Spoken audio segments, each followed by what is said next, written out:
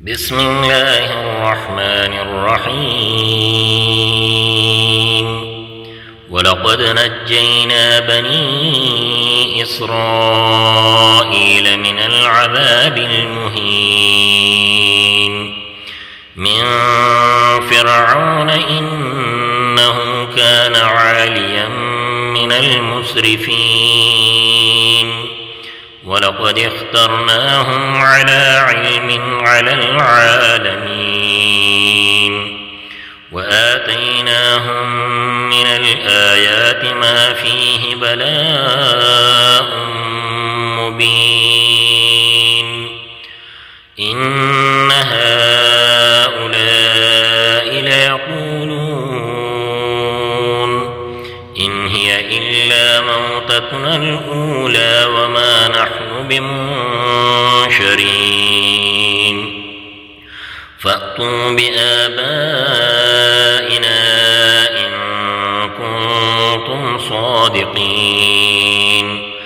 أهم خير أم قوم تبع والذين من قبلهم أهلكناهم إنهم كانوا مجرمين. وما خلقنا السماوات والأرض وما بينهما لاعبين وما خلقناهما إلا بالحق ولكن أكثرهم لا يعلمون.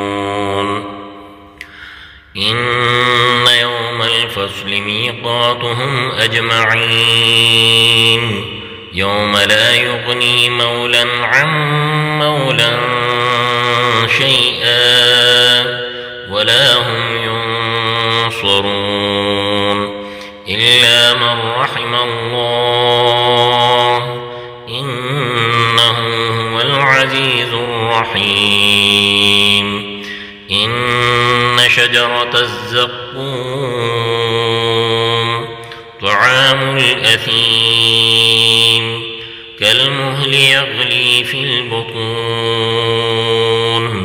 كغلي الحميم خذوه فاعتلوه إلى سواء الجحيم ثم صبوا فوق رأسه من عذاب الحميم ذق إنك أنت العزيز الكريم. إن هذا ما كنتم به تمترون. إن المتقين في مقام أمين في جنات وعيون يلبسون من سندس وإستبرق متقابلين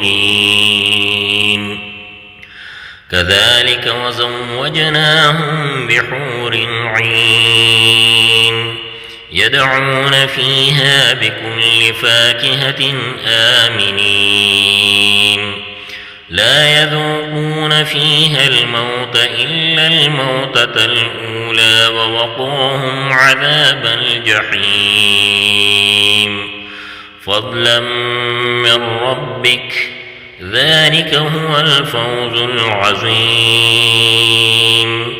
فإنما يسرناه بلسانك لعلهم يتذكرون